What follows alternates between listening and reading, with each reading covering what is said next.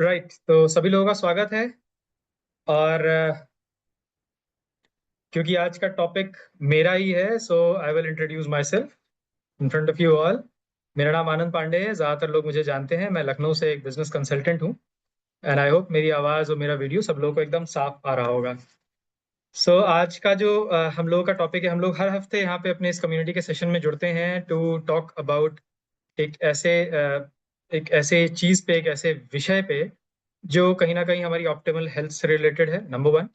Number two, वो कुछ practical हम लोग कोशिश करते हैं कुछ ऐसा टॉपिक आए जो जिसकी ज़रूरत हमको रोज़मर्रा में लगती है। हम लोगों से बात करते हैं तो वो सवाल उस तरह से आते हैं हम लोगों के सामने, और कहीं ना कहीं हमको भी अपनी लाइफ में वो ज़रूरी लगता है। आज का टॉपिक भी कुछ वैसा ही है। एंड मैं मेरा बैकग्राउंड बिल्कुल भी मेडिकल साइंस का नहीं है, तो मैं टॉपिक को शुरू करने से पहले अपनी स्क्रीन पर कुछ डॉक्टर्स को देख रहा हूँ, तो उनसे पहले ही माफ़ी मांग लेता हूँ कि मैं जो गलती करूंगा उसके लिए मुझे क्षमा करें, और मुझको कुछ सिखा दें तो मेरा भी भला होगा। तो I will keep it short and simple. ये टॉपिक इसलिए चूज किया क्योंकि ज्यादातर, बहुत ज्यादातर लोग, हम लोग जब ब्लड टेस्ट अपने कराते हैं तो ये एक इशू रहता है सामने कि भैया मेरे मेरी लिपिड प्रोफाइल ये है, और ये हमारे रिजल्ट हैं, इसका क्या मतलब है, उससे क्या होता है, और ये टर्मिनोलॉजीज क्या है, तो कुछ क्लैरिटी उस पे हो। और उनका क्या इफेक्ट होगा हमारे हमारी हार्ट हेल्थ पे, कुछ थोड़ा सा उसे टच करेंगे। और कैसे उसको प्रिवेंट कर सकते हैं उसको जरूर टच करेंगे। तो बायोकेमिस्ट्री, लिपिड बायोकेमिस्ट्री से कहते हैं, this is a very vast subject. इसको पढ़ने में बहुत टाइम लगा मुझे, जो भी मैं थोड़ा बहुत पढ़ पाया। और डेफिनेट है कि मैं बहुत ही सरफेस को टच करूंगा। और यहाँ कोई, हम लोग इस कम्युनिटी में कोई मेडिकेशन की बात नहीं करते हैं, हालांकि डॉक्टर्स आर विद अस। लेकिन हम लोग मेडिकेशन की बात इसलिए नहीं करते हैं बिकॉज हमारी community is all about living a healthy life. हम लोग एलिमेंट्स को, इलनेसेस को ट्रीट करने के लिए नहीं यहाँ पे जुड़े हैं। हम लोग प्रिवेंशन के लिए जुड़े हैं, और हम ये समझने के लिए जुड़े हैं कि ये जो परेशानियां, जो लाइफस्टाइल डिसऑर्डर्स हम लोग फेस कर रहे हैं, और हमारे आसपास हमारी फैमिली, हमारे फ्रेंड्स फेस कर रहे हैं, कैसे हम उन तक उसको डिजीज में कन्वर्ट होने से रोक पाए। So that is the purpose. Let's begin. मैं अपनी स्लाइड शेयर करना चाहूंगा। And yes, so right, cholesterol is definitely a problem. Indian सब कॉन्टिनेंट में ये एक इशू है। और कोलेस्ट्रॉल के बारे में खबरें भी आती हैं हम लोगों को, और ये डायरेक्टली रिलेटेड है हमारी हार्ट हेल्थ से, हमारे कार्डियोवैस्कुलर सिस्टम से, हाइपरटेंशन से, और डायबिटीज से भी रिलेटेड है। ये बहुत सारी चीज़ों को टच करता है। और डेफिनेटली, जैसा मैंने कहा कि हम लोग जब टेस्ट कराते हैं तो अ, बहुत सारे लोगों का टेस्ट वो गड़बड़ आता है। और केवल ऐसा नहीं कि हमारा और आपका आ रहा है, इनफैक्ट ये आईसीएमआर की एक स्टडी है, और ये लैंडसेट में पब्लिश करी गई थी। एंड इसमें ये देखिए, आपने एक मैप देखा है, बहुत ब्रॉड स्पेक्ट्रम स्टडी है। नीचे आप कुछ ग्राफ्स देख रहे हैं, सब कुछ देखने की जरूरत नहीं है। लेकिन ये इन्होंने सब कुछ, हर चीज़ की स्टडी करी कि prevalence of non communicable disease कितना है इंडिया में। और इसमें जो आप मैप देख रहे हैं उसमें ये क्लियर हो रहा है हमको कि the red part and the pink part, लाल और जो गुलाबी वाला पार्ट है, इसमें परसेंटेज बहुत ज्यादा है उन लोगों का जिनका कोलेस्ट्रॉल हाई है। हाइपर कोलेस्ट्रॉल के जो पेशेंट्स, या पेशेंट कहेंगे, या जिनके ब्लड में ज्यादा कोलेस्ट्रॉल है, उन लोगों का प्रेवलेंस इन रीजन्स में सबसे ज्यादा हाई पाया गया है। तो ग्रीन का मतलब ये नहीं है कि यहाँ पे किसी को कोलेस्ट्रॉल की दिक्कत नहीं, बस कहने का मतलब ये है कि वहाँ कम परसेंटेज के लोग हैं। ओवरऑल हमारी कंट्री में करीब 30-40% लोग कोलेस्ट्रॉल, हाई कोलेस्ट्रॉल से ग्रसित हैं on an average. So this is a big number, और इस नंबर से यही प्रूव होता है कि हम जितने लोग यहाँ पे बैठे हैं, या इस कम्युनिटी के भी सदस्य हैं, उसमें से भी बहुत सारे लोगों को डेफिनेटली ये दिक्कत कहीं ना कहीं होगी, हमारी फैमिलीज में, फ्रेंड्स को होगी ही होगी। और थोड़ा सा देखते हैं कि जब हम लोग अपना इसको जांचने के लिए, इसको समझने के लिए हम लोग अपने टेस्ट कराते हैं, तो उस टेस्ट में हम लोग कुछ कुछ टर्म्स पढ़ते हैं। Those terms are LDL, HDL, and triglyceride, and VLDL. तो यहाँ पे मैंने ये नंबर्स रखने की कोशिश करी है, आप लोग चाहें तो स्क्रीनशॉट भी ले सकते हैं। लेकिन ये एक जनरल फिगर है कि इस रेंज में जब वो होता है तो अच्छा होता है। टोटल कोलेस्ट्रॉल मतलब इन सारे कोलेस्ट्रॉल जो मैंने चार नाम लिए उनका मिश्रण। और LDL is low density lipid, HDL is high density lipid, triglyceride and VLDL. समझने वाली बात यह है कि कोलेस्ट्रॉल होता क्या है। अगर हम इसको थोड़ा सा बहुत बेसिक बात समझें तो fat is different, cholesterol is different. Fat वो है जो हमको एनर्जी देता है। कोलेस्ट्रॉल का फंक्शन डिफरेंट होता है, वो हमको एनर्जी नहीं देता। कोलेस्ट्रॉल का फंक्शन बॉडी के बहुत सारे चीजों में, बहुत सारे प्रोडक्शंस ऑफ हार्मोन्स, और अभी हम लोग थोड़ा सा उसे टच करेंगे। But it is different from fat, क्योंकि फैट से हमें एनर्जी मिलती है, कोलेस्ट्रॉल से हमको एनर्जी देने का प्राइमरी काम कोलेस्ट्रॉल का नहीं होता है। लेकिन ये कोलेस्ट्रॉल हमारे तरह तरह के कोलेस्ट्रॉल हमारी बॉडी में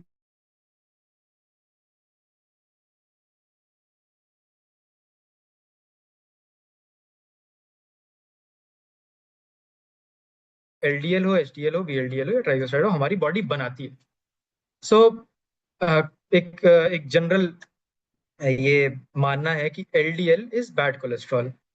कम एलडीएल का होना और हाई एचडीएल का होना अच्छा बैलेंस माना जाता है लिपिड प्रोफाइल का। ट्राइग्लिसराइड का भी डेफिनेटली कम होना और वीएलडीएल का भी 30 जो नंबर लिखा है 30, इससे कम होना एक अच्छा गुड बैलेंस माना जाता है कोलेस्ट्रॉल का, ब्लड कोलेस्ट्रॉल का। लेकिन सोचने वाली बात यह भी है कि हमारा शरीर नेचुरली जो चीजें बना रहा है, क्या वाकई वो खराब होंगी? क्या वो ऐसी चीजें बनाता है जो काम नहीं आती? तो ऐसा नहीं है। इनमें से सारे कोलेस्ट्रॉल्स का कुछ ना कुछ काम जरूर होता है। यहाँ पे थे हम लोग। तो इस साइज को जानना बहुत इंपॉर्टेंट नहीं है, लेकिन इंपॉर्टेंट ये था कि इनका काम क्या होता है, इनका पर्पस क्या होता है। पर्पस होता है इन सारे लिपिड्स, जितने भी ये एलडीएल, वीएलडीएल, आईएलडीएल हैं, ये सब लिपोप्रोटीन्स होते हैं और इनका काम होता है as a carrier. Number one, ये कैरियर का काम करते हैं। ये कोलेस्ट्रॉल को उन सभी जगहों पे ले जाते हैं जहां इसकी आवश्यकता होती है। उसके अलावा सेल की बाउंड्री में, क्योंकि फैट से बनी होती है, तो वहां पे भी इनकी डेंसिटी अच्छी होती है। हार्मोन प्रोडक्शन में, विटामिन डी प्रोडक्शन में, और बाइल के सिंथेसिस में भी ये सब काम आते हैं। कहीं ना कहीं इन सबका रोल होता है। तो ओवरऑल भले ही हम एलडीएल को खराब समझते हो, लेकिन उसका भी बहुत इंपॉर्टेंट काम है हमारे शरीर में। तो कंप्लीटली इररेलेवेंट वो भी नहीं है। लेकिन दिक्कत तब आती है जब इसका हम इम्बैलेंस हमारी बॉडी में हो जाता है, जिसको डिसलिपिडीमिया भी कहते हैं। जब वो होता है then it creates a problem. इसके अलावा एक और कोलेस्ट्रॉल की बात हमने करी थी, that was triglyceride.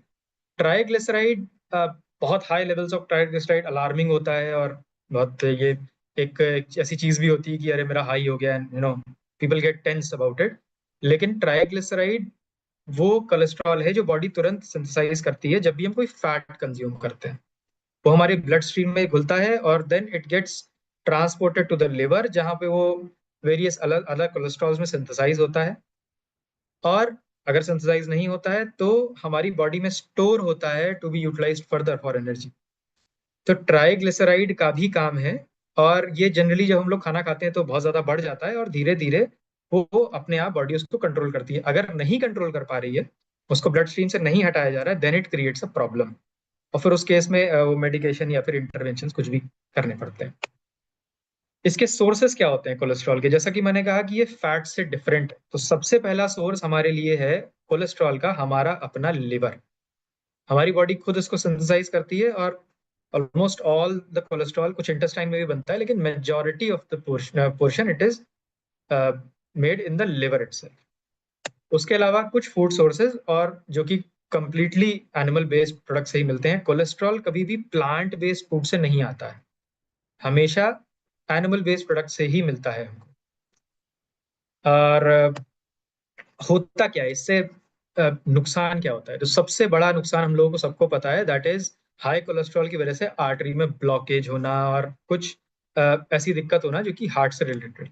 What actually happens, इस इमेज में मैं इसको सिंप्लीफाई करने की कोशिश करूंगा, और अगर मैं कुछ गलती करता हूँ तो दिस इज द पॉइंट जब मैं चाहूंगा कि डॉक्टर्स कुछ हमारी मदद भी करें बाद में।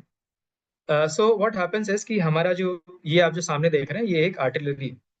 इसमें ब्लड फ्लो करता है, और इस आर्टिलरी के अंदर वाले पोर्शन में, जस्ट अ सेकंड मैं एक बार लेजर पॉइंटर, जिसका अंदर का पोर्शन है, ये एक बहुत पतली सी एक एपिथेलियल सिंगल से सारे कोलेस्ट्रॉल वो सब इसमें फ्लो करते हैं। और जब इस लेयर्स में कुछ कुछ इन्फ्लेमेशन की वजह से या किसी कारणवश कुछ ऐसा होता है कि जो छोटे छोटे मॉलिक्यूल्स फैट के हैं, स्पेशली एलडीएल, वो ट्रांसवर्स करके जाता है इस लेयर को पार करके इसके नीचे, जो आप येलो पार्ट देख रहे हैं, इनफैक्ट इससे थोड़ा सा पहले आ जाइए, तो ये सब एंडोथीलियल स्पेस होता है, जो आपकी हमारी जो आर्टिलरी की मस्कुलर स्पेस और वेन्स के इस एपिथेलियल लेयर के बीच में होता है। उसके बीच में वो एलडीएल का मॉलिक्यूल ट्रैवल कर जाता है। वो कैसे करता है दैट्स साइंस, उसमें हम लोग को जाने की जरूरत नहीं, बट इट गोज इनसाइड। जब उसके अंदर जाता है तो वहां पे उसके साथ उसके साथ कोई एक हरकत होती है, या तो वो ऑक्सीडाइज होगा या नहीं होगा। अगर वो ऑक्सीडाइज होता है, ऑक्सीडाइज होने का क्या मतलब है? ऑक्सीडाइज होने का मतलब है उससे उसके साथ कुछ ऐसा रिएक्शन होता है जिसकी वजह से वो थोड़ा बैड कोलेस्ट्रॉल में कन्वर्ट हो जाता है। अब अगर वो बैड कोलेस्ट्रॉल में कन्वर्ट हो गया और वहां पे रुका, तो हमारी बॉडी को ये सिग्नल मिलता है, and because of that signal हमारी बॉडी तुरंत उसको कंट्रोल करने की के स्टांस में आ जाती है, और तुरंत वो बनाती है कुछ मोनोसाइट्स, डब्ल्यूबीसीज। और डब्ल्यूबीसीज ट्रैवल करते हैं उसी एरिया में जहाँ पे ये एलडीएल ऑक्सीडाइज हुआ है, और वहां जाके उसको गॉबल कर लेते हैं, उसको घेर लेते हैं, ताकि उसको लेके बाहर चले जाए। अब आप इसको इमेजिन कर सकते हैं कि जैसे आप एक गाड़ी में हैं, उस गाड़ी में तीन चार लोग के बैठने की जगह, तीन चार लोग बैठ गए, आप थोड़ा आगे गए, एक दो लोग उतर गए, इमेजिन अ टैक्सी, और उसमें से एक दो लोग उतरते हैं और उतने ही लोग चढ़ जाते हैं, तो कोई दिक्कत नहीं है, वो टैक्सी चलती रहेगी। लेकिन एक साथ में चार की जगह उसमें 8 लोग बैठ जाएं, या 12 लोग बैठ जाएं, या 15 लोग बैठ जाएं, बैठते रहे, तो टैक्सी खड़ी हो जाएगी एक जगह। And that exactly what happens with in बड़े बड़े डब्ल्यूबीसीज के साथ। जब ये हाईली ऑक्सीडाइज्ड एलडीएल को ये कैप्चर करते करते बहुत बड़े हो जाते हैं, तब ये प्लाक का फॉर्म कर लेते हैं और ये भरने लगते हैं उस कैपिलरी के अंदर, उस आर्टिलरी के, उस आर्टरी के एंडोथीलियल स्पेस के अंदर वो भरने लगते हैं, और वो एक प्लाक का फॉर्मेशन हो जाता है। और जब ये प्लाक बहुत बढ़ता है तो ये रप्चर कर जाता है। जब ये रप्चर करेगा तो एक छोटा सा घाव समझ लीजिए उस आर्टरी में बन जाएगा, और उस घाव को भरने के लिए फिर वहां पे बॉडी उसको हील करने के प्रोसेस में आती है, प्लेटलेट्स वगैरह बनाती है, and then it forms a clot. तो मतलब आप मेरी थोड़ी बोलने के तरीके से ही समझ रहे होंगे, इट इज़ वेरी कॉम्प्लिकेटेड, और मैं जितना सिंप्लीफिकेशन से मैं समझ पाया हूँ, मैं थोड़ा सा और सिंप्लीफाई करके बताने का कोशिश कर रहा हूँ। लेकिन इट्स अ कॉम्प्लेक्स प्रोसेस, और इतना समझने की जरूरत नहीं है। समझने वाली बात ये है कि ये प्रोसेस बहुत पहले शुरू हो गया है, और ये बहुत स्लो प्रोसेस है, और ये तब तक पता नहीं चलता जब तक वो रप्चर ना हो जाए। जब वो रप्चर होता है तब वहां पे क्लॉट बनना शुरू होता है, और वो आर्टरी बंद होनी शुरू होती है, और तब वहां पे दिक्कत, कोई स्ट्रोक की या फिर एनी प्रॉब्लम अराइजेस। सो इस प्रोसेस को क्या हम रोक सकते हैं? और ये प्रोसेस क्या होनी होनी है, बिकॉज मैंने एलडीएल का नाम लिया, इसलिए सबसे पहले एलडीएल को खराब बोला गया। लेकिन ध्यान देने वाली बात ये है कि एलडीएल जब ऑक्सीडाइज होता है तभी ये हरकत होती है।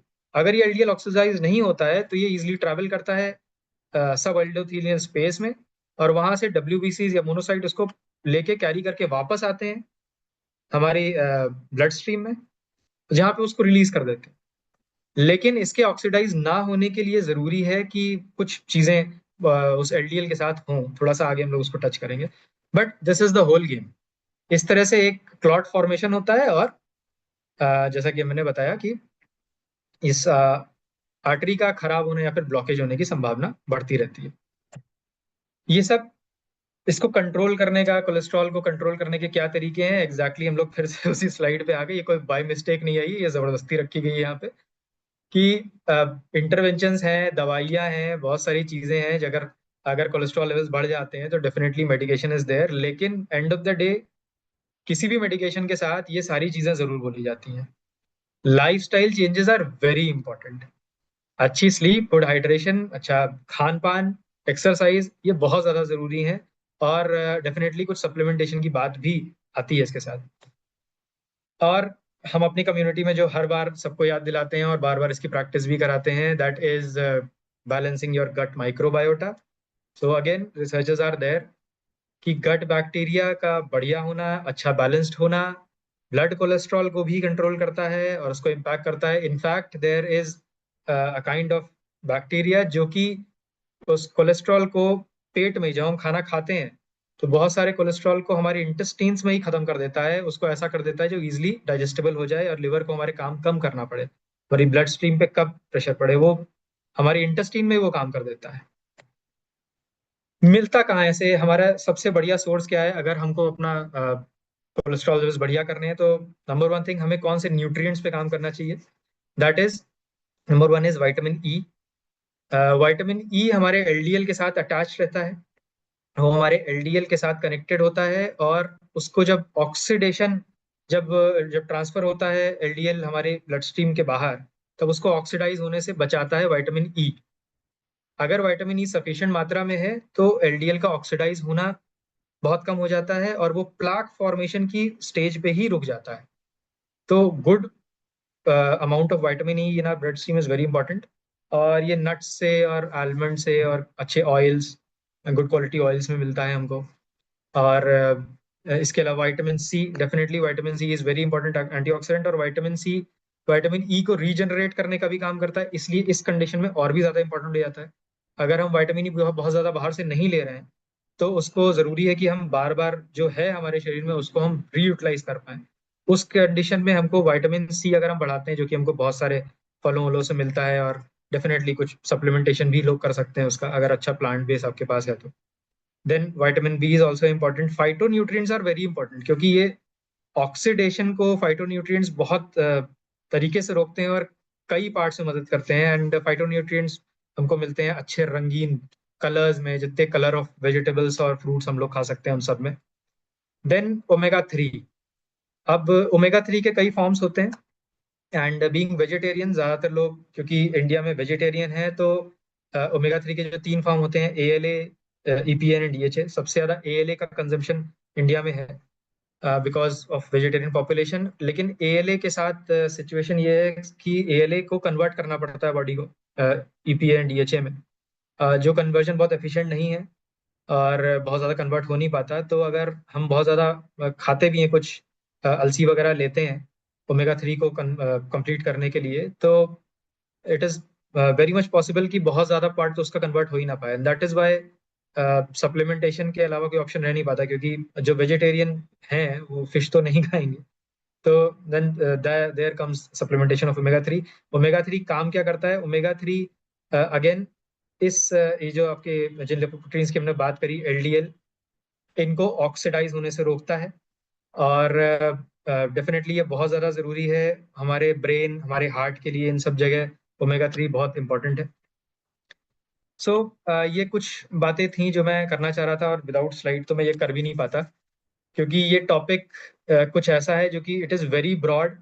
और मेरा केवल पर्पस आज का ये था कि हम ये समझ पाएं कि जब हम अपने टेस्ट रिपोर्ट्स देखते हैं, वो पहली बात तो कितना इंपॉर्टेंट है वो टेस्ट, एक एक अंतराल पे कराना है, एटलीस्ट वंस अ ईयर तो करा ही लेना चाहिए। बाकी डॉक्टर्स बताएंगे कितना फ्रीक्वेंसी उसकी होनी चाहिए, लेकिन हमें टाइम टू टाइम अपना टेस्ट जरूर कराना चाहिए, स्पेशली लिपिड प्रोफाइल। और उन लोगों के लिए जिनकी एज 35 प्लस है, उनको तो जरूर कराना चाहिए, just to get an idea कि ब्लड में चल क्या रहा है। क्योंकि जैसा कि हम लोगों ने देखा कि उस एलडीएल के ऑक्सीडेशन के बाद में जो जो एक लंबा दौर चलता है, जिसके बाद उसका इफेक्ट दिखता है या डॉक्टर्स कुछ डायग्नोस कर पाए, उसके बहुत पहले ये इसका काम शुरू हो चुका है। और इसका काम चल रहा है, उसको आइडेंटिफाई करने का कोई और तरीका है नहीं, बशर्ते हम इसको इसको इसको देख पाए अपनी रिपोर्ट्स में कि ब्लड में कितने इन कोलेस्ट्रॉल का इम्बैलेंस है कि नहीं। That is the number one thing that we can do. उसके अलावा ये जो इंटरवेंशन तुमने बताया, अच्छा लाइफस्टाइल, बढ़िया खाना खाना, और गट अपना बायोटा बढ़िया रखना, अगर ये सब हम लोग कर रहे हैं तो फिर बहुत हद तक ये सारी जो दिक्कतें हैं बहुत रिड्यूस्ड अपने आप ही रहेंगी। और तो इसी के साथ बहुत ज़्यादा बातें मेरे पास नहीं है करने के लिए। मैं डेफिनेटली इनवाइट करूंगा, हमारे साथ दो डॉक्टर्स हैं, if they want to say something definitely they should. और अगर कुछ सवाल किसी का हो तो बिल्कुल आप लोग भी चैट बॉक्स में लिख सकते हैं। सो मैं आप लोगों को, okay, you are already cohost doctor Singhal, मैं आपको भी को होस्ट बना देता हूँ, and if you guys want to add on something.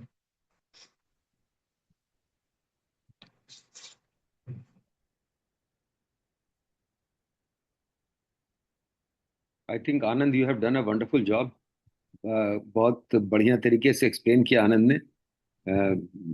Accept मैं थोड़ा सा ये ऐड करना चाहूंगा कि देखिए, जो हार्ट की जो प्रॉब्लम होती है ना, it is an inflammatory response, inflammatory disease है ना। वो जो आपने एक बात बोली थी कि जो एपिथीलियम जो होता है, एंडोथीलियम जो होता है उसका, है ना, वो जब वहां पे कोई इंजरी होती है और अंदर चला जाता है एलडीएल कोलेस्ट्रॉल, तो ऑक्सीडाइज हो जाता है वहां पे जाके ना। And oxidised LDL is bad. अगर एलडीएल का ऑक्सीडेशन नहीं हो पा रहा है तो इट इज नॉट बैड। अब वो जो जो इन्फ्लेमेशन है, एक जो हमारा एंडोथीलियम का रप्चर कहीं हो रहा है, जो जिसकी वजह से अंदर वो सब एंडोथीलियल स्पेस में जा रहा है, वो वो उसको समझने की बात है कि वो अगर हम प्रोटेक्ट कर सकते हैं, वो प्रोटेक्ट हो सकता है। जैसे वो उसकी इंजीनियरिंग उसकी वो खराब होता है, एंडोथीलियम हमारा हार्ड हो जाता है।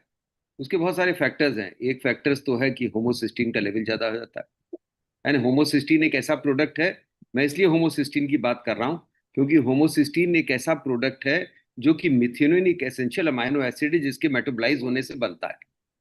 और ये बॉडी इसको नॉर्मली जो है, जो होमोसिस्टीन को सिस्टीन या मिथ्योनिन में कन्वर्ट कर देती है, बैक कर देती है, बेचारा हार्मलेस। लेकिन समटाइम्स होमोसिस्टीन का लेवल ये कन्वर्जन नहीं हो पाता है, तो होमोसिस्टीन का लेवल हाई होता है। वो भी हमारी जो एंडोथीलियम है उसको हार्डन करता है। फ्री रेडिकल्स जो प्रोड्यूस होते हैं, सिगरेट पी रहा है आदमी, जिसकी बात आपने की ना, जो एटीट्यूड लाइफस्टाइल की बात की थी, वहां पर वो प्रोटेक्ट करता है एंडोथीलियम को। कोई आदमी सिगरेट बहुत पीता है, कोई आदमी स्ट्रेस में बहुत है, तो एंडोथीलियम को हार्डन करता है। सो बहुत इसलिए, और जो होमोसिस्टिन के लो करने के लिए बहुत सिंपल सी चीज है, बी कॉम्प्लेक्स। अगर हम बी कॉम्प्लेक्स जो है वो हमारा कम है, तो होमोसिस्टिन लेवल आपका बढ़ सकता है। तो एक बी कॉम्प्लेक्स इसीलिए is very good for heart, क्योंकि वो हमारे एंडोथीलियम को प्रोटेक्ट करता है। Similarly vitamin C is very good, क्योंकि वो हमें एंटीऑक्सीडेंट, एज अ एंटीऑक्सीडेंट काम करता है। सो दिस इज, हमको अगर हम उसको प्रोटेक्ट करते हैं, तो एलडीएल अगर थोड़ा ज्यादा भी है तो बहुत फर्क नहीं पड़ेगा आपको। But provided your lifestyle is correct, आप अपनी लाइफस्टाइल को मेंटेन रखिए, जैसा कि आनंद ने एंड में कहा था ना कि वो बाय चांस नहीं थी वो slide, that was purposely done. So very well done Anand, you have done a wonderful job, thank you. Back to you. Thank you doctor साहब, thank you so much. And I don't think there is any question, and इसके लिए बहुत बहुत धन्यवाद आप सबको। So thanks for being here everyone. और आज का सेशन हम लोगों का यहीं पे कंक्लूड होता है। अगर आप लोगों को कुछ you want to say something, आप लोगों के लिए ग्रुप ऑलवेज ओपन है, और आप किसी और को इनवाइट करना चाहते हैं हमारी कम्युनिटी में, तो definitely gates are always open. और इसी के साथ thanks for being here again, और जिन लोगों ने कैमराज ऑन किए उनको special thank you. Anand, I would like ki Dr. Rohit Singhal, he should also add something, because since he is here yes, also, if he wants to add, हाँ हाँ doctor साहब please. नमस्कार sir, नमस्कार। और आनंद, thank you very much. और आपने बहुत ही अच्छे तरीके से बताया। ये मतलब डॉक्टर्स के लिए बहुत कॉम्प्लिकेटेड टॉपिक है। एज ए सर्जन मेरे को भी पता है कि काफ़ी मुश्किल पड़ता है कि एंडोथीलियम और इस सब को डिस्क्राइब करना, और आपने बहुत इजीली इसको कन्वे कर दिया। और सही बात है, लाइफस्टाइल डिसऑर्डर और लाइफस्टाइल हमें अपना चेंज करना है, तभी हम इस सब चीज़ों को बचा सकते हैं। जैसे डॉक्टर द्विवेदी भी कह रहे थे कि एंडोथीलियम और किस तरह से वो प्रोसेस बड़ा कॉम्प्लिकेटेड रहता है, और एक बार डैमेज हो जाए तो बड़ा मुश्किल हो जाता है उसको मैनेज करना। और एक बार अगर बीपी की दवाई, क्योंकि बीपी भी इसलिए बढ़ता है, आर्टरी नैरो होने लगती है और हाइपरटेंशन होने लग जाता है, और यही अगर ब्लॉकेज ज़्यादा होते रखता है तो हार्ट अटैक के चांसेस बढ़ जाते हैं। और एक बार आज इसीलिए फिर खून पतला करने की दवाइयाँ स्टार्ट हो जाती हैं, और एक बार स्टार्ट हो जाती हैं तो फिर कंट्रोल, मतलब उसको बंद करना बहुत मुश्किल हो जाता है डॉक्टर के लिए, और उसको फिर लाइफ लॉन्ग जो भी लोग हैं उनको लेना ही पड़ जाता है। तो इस तरह की कंडीशन रहती है, और अपने आप को हम, ये है कि इस कम्युनिटी से जुड़ के इन सब प्रॉब्लम से अपने आप को बचा सकते हैं। हेल्दी लिविंग की तरफ रहें और प्रॉपर सप्लीमेंटेशन लें, अपनी डाइट का ख्याल रखें, एक्सरसाइज पे प्रॉपर रहें, तो काफ़ी सारे फैक्टर्स को हम प्रिवेंट कर सकते हैं। और यही कम्युनिटी का भी मुझे लगता है कि बहुत बड़ा रोल है, और हम लोगों की हेल्प कर रहे हैं इस तरह से कि हेल्दी लिविंग की तरफ बढ़ें, और अपना आसपास के लोगों को और जो भी हमारे लोग रिलेटिव्स हैं उन सबको इसकी जानकारी दें और ज़्यादा से ज़्यादा शेयर करें। यही मैं कहना चाह रहा था। Thank you doctor Dwivedi, thank you Anand ji, thank you. Thank you doctor साहब, thank you so much. Sir Ajay Mahendra ji ने एक सवाल पूछा है, and definitely this can not be answered through me. लेकिन ये मेडिसिन का सवाल है, ये मतलब ही is asking about certain medicine. तो I am not too sure कि हमको यहाँ पे इसका जवाब देना चाहिए। आई थिंक अजय महिंद्रा जी, आप पर्सनली अगर डॉक्टर साहब से बात करेंगे तो इसका जवाब आपको मिल जाएगा। इस कम्युनिटी में दवाओं पे चर्चा ना करें हम लोग तो ज़्यादा बेहतर होगा।